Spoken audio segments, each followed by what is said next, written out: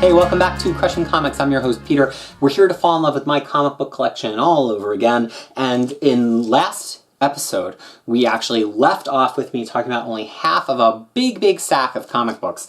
And I have the other stack here, and it concludes one of my favorite modern X-Men stories, X-Men Messiah Complex. But before we get there, we need to talk about X-Men Endangered Species. This is still in the wrapper because I read this in trade paperback and later picked it up on a super sale in oversized hardcover. So, to set the stage for this, we have to talk about a little book called House of M for a little while.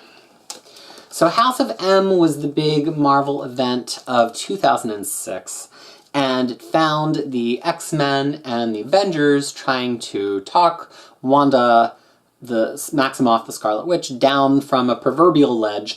They wind up kind of cornering her in an alternate reality of her own construction. She gets very frustrated with the whole process and says, and this is a spoiler, but I think we've all heard it at this point because it's been 12 years since it happened in the comic books. She says no more mutants.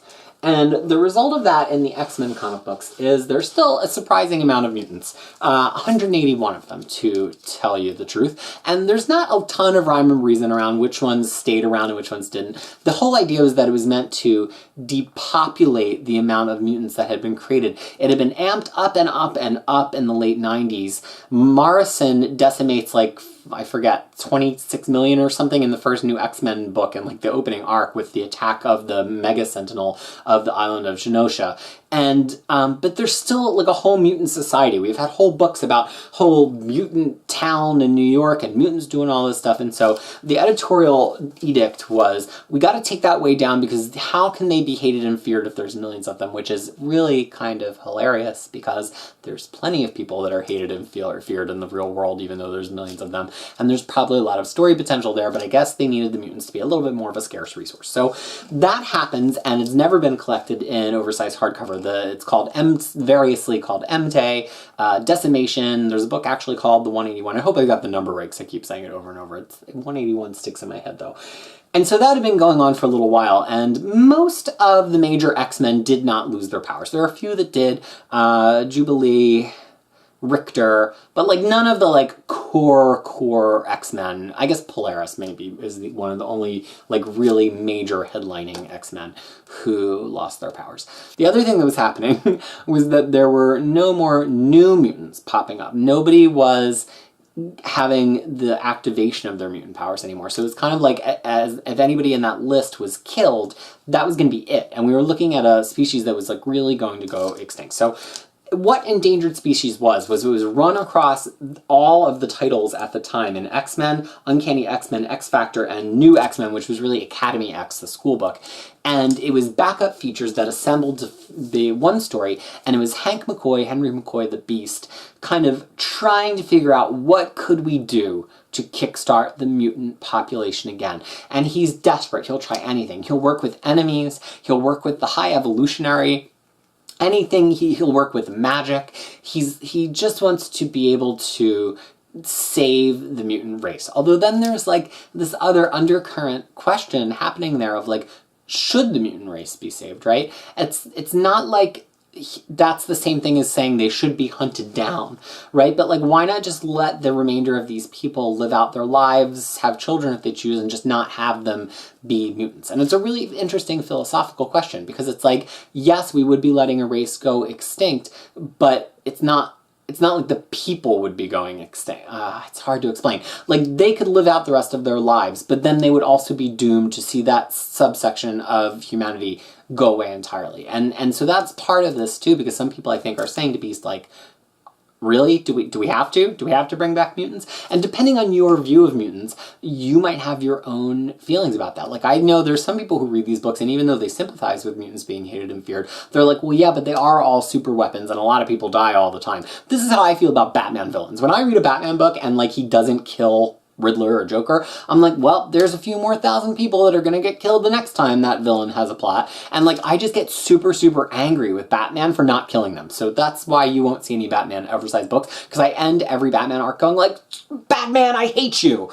So now I know something about my fandom of Batman. So maybe there are people that feel like that about the X-Men, but the point is that Beast is trying to kickstart the mutant race in this book, which leads us up to Messiah Complex.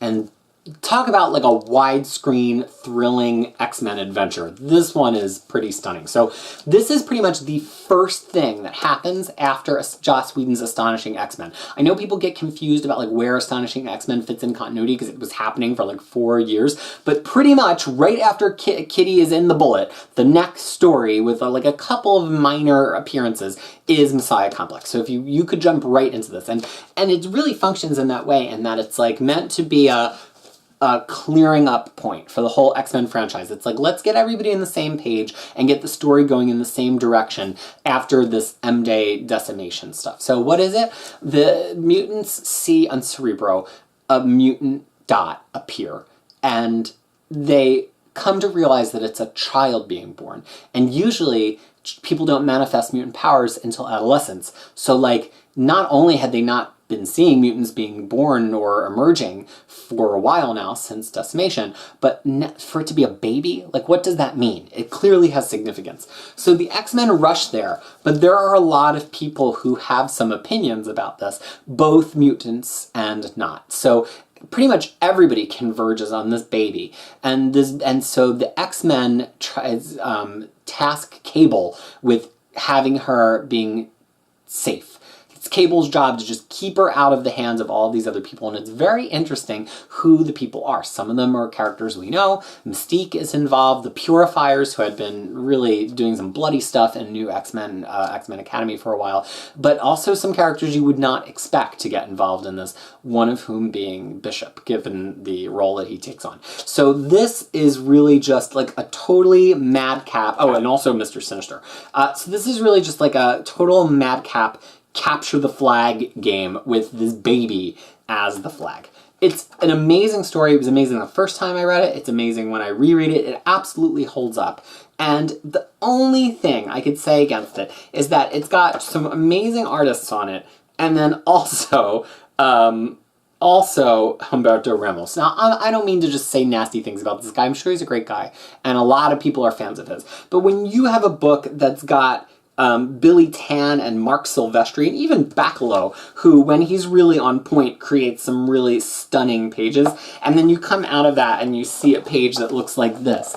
Ramos's art is just much more cartoony. It's not bad, but it just is not the same thing as this Billy Tan page. I think that's Billy Tan. Could be Silvestri. No, I think it's Billy Tan. So when I was reading it, the Ramos pages did take me out of it a little bit. This is a huge status quo change for X-Men, and it does something really important because Professor X, actually, he is one of the mutants who lost his powers.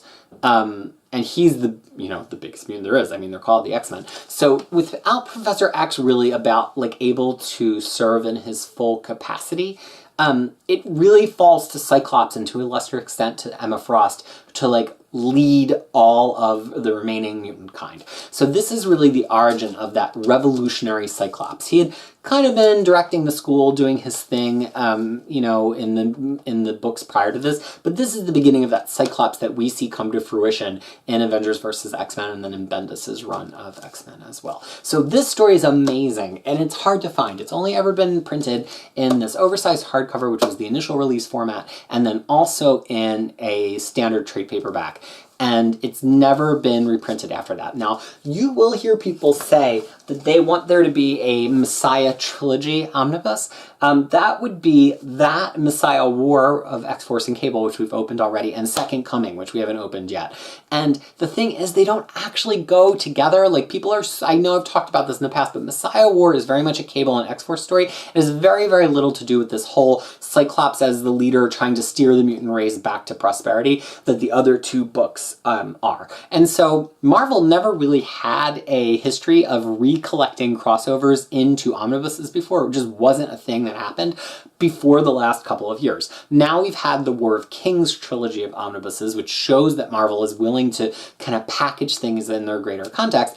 And we're about to get the Secret Invasion omnibus in a few months, which is, again, Marvel repackaging. But I would say the Messiah Complex is different because War of Kings was a distinct story that had a lot of lead-ups and then tie-ins. So was Secret Invasion. Messiah Complex, to me, is a starting point. All that decimation stuff led up to it, but you heard in the last episode that the two-book books directly before it, like, kind of were doing their own thing, and then there's a little gap between those and Messiah Complex. To me, Messiah Complex is the beginning. Some omnibus should start with Messiah Complex. Yes, even though there's a little bit more Ed Brubaker X-Men after that before Fraction takes over, it's the beginning of a blockbuster story. And to me, it's the beginning of that Fraction era of X-Men, even though Fraction's not involved yet. So I love the story. If you've never read it and you're somebody who's like, where should I jump into X-Men? It is one of the few places that I say this would be a good starting point, because it just launches so many great books, so many threads, and that period of X-Men from 2008 to 2012, it's 4 years of really good X-Men comic books, and like hundreds of books, right? Because in 4 years, any single title can pump out at least 50 issues, even if it doesn't ever double ship. And so, like, we're talking about 50 issues of X-Men, Uncanny X-Men, X-Factor, not of Academy X that whole time, because actually that book ends Academy X, but the point being, there's just a lot of good comic books to read in that period. New Mutants actually takes the place in that book as stellar, at least for the first 25 issues. So we have one sort of unrelated thing in this bundle, which is X-Men Age of X. Now, I don't know if you've really gotten this from me, because we don't talk about it a whole lot since I don't have these books in oversized format, but I just don't like alternate reality X-Men stories, except for Age of Apocalypse. Age of Apocalypse is the one where I'm like, well, it was big, it was cool, I like it. All the other times I'm like, oh, this, really? Can we not get a story with these characters? Like, is there no interesting thing to say about these characters anymore in continuity that we've got to like go and explore other dimensions or other worlds? But Age of X is actually something a little bit different and more interesting, because it picks up themes of what was happening in New Mutants, and then it continues themes of Rogue's development from X-Men Legacy, and it's 7, I want to say, issues? 7 issues that are entirely written by Mike Carey, who we heard in the last episode started his run with Supernovas. This is in the back third of his run. And it's interesting. It uses the characters well, and because all the characters, ultimately, not to spoil this, but they do have some memory of what happened in this Age of X afterwards, so it feels a lot more impactful than your typical alternate reality story. This happened a little bit after Second Coming, and the other interesting thing about it is it's got really good artwork. So New Mutants was being penciled by Steve Kurth, and Legacy was being penciled by Clay Mann, back when Clay Mann could actually stick a monthly schedule. I don't know what changed in his life, but it's really good artwork. So this is a fun self-contained story on its own, but it's not like really self-contained, because you probably should have read the surrounding New Mutants and X-Men Legacy to really get the full point of it. I remember at the time when they showed this first preview image, which is on the back of the book here, I was like, get the hell out of here with this. Like, Gambit, Rogue, I'm like, why can't I just get an actual comic book starring these characters? Why does it have to be alternate reality? But it wound up actually being pretty satisfying. The whole concept is that the entire mutant race, much like they were on Utopia at the time in the real world, here in this reality, they're all in a certain city, this citadel, and they're it for mutants, so very similar to the world, and they're fending off attacks, just waves of attacks that are happening over and over that are trying to thin out their number. And Rogue, who's has her powers under control, has taken this persona of and role of Legacy of actually trying to get to people as they're dying on the battlefield to absorb all of their memories so that nothing's lost in like the tradition of memory of mutants, which is kind of heavy stuff. So that all develops. It's got great Magneto in it, and it's got some good Danny Moonstar too. And it's just a fun story. But again, I don't think I would necessarily track it down to read on its own unless you were part of a bigger read in X-Men Legacy or of New Mutants. And there is a big gap on the shelf between these, which I mean, we got to get to it eventually, that includes books like Nation X and Second Coming. So I guess those are still around for me to unwrap. So here's the second part of that big X-Men brick. We've got X-Men Endangered Species, that should come first. X-Men Endangered Species, and then we've got X-Men Messiah Complex, and then we've got X-Men Age of X. And this is their ceremonial shelving. I think they're gonna fit right here. All right. Well, thanks so much for tuning in to another episode, the resolution of this big two-parter. We've still got a few books to open, still, if you could believe it, including those other X-Men books I just mentioned. So please keep tuning in to Crushing Comics and help me fall in love with this comic book collection all over again. Thank you so much for watching.